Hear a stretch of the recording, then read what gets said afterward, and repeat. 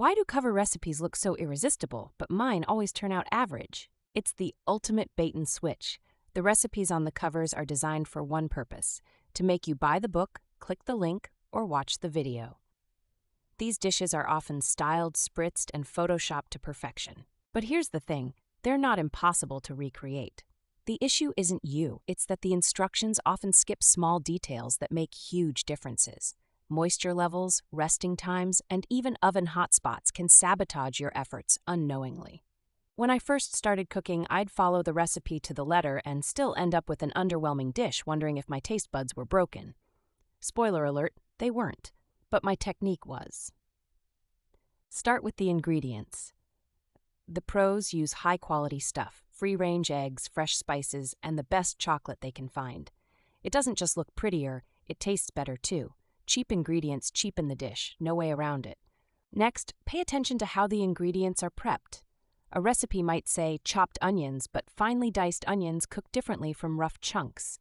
Those visual cues from videos might explain what text won't. Temperature matters more than people realize. Room temperature butter creates better texture in cookies, and steaks cooked from cold are tough. Master your thermostat settings or invest in a kitchen thermometer. Resting the dish is so underrated. Bread, for example, is 100% better if you let the dough rest and rise long enough. Even meats need time to sit after coming off the heat to absorb juices fully. Also, ovens lie. Trust me, just investing in an oven thermometer saved me so many tragedies of burned edges and raw centers. My oven was 20 degrees hotter than it claimed. It was a revelation. Part of it is showbiz, though.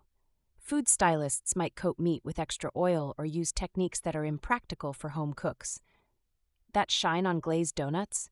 Sometimes it's just glycerin spray or syrup for photographs. If you're tackling a cover-worthy recipe, try watching someone recreate it on YouTube or TikTok. Seeing the process live often highlights where your steps may differ from what a written recipe showed. Lastly, don't expect perfection. Even top chefs get it wrong sometimes. The joy is in the process, not the perfection. Your homemade cookies may not look Pinterest-worthy, but they'll still taste amazing. Keep trying, keep tweaking, and remember, no cookbook can create the memories you make in your kitchen. That's what counts the most.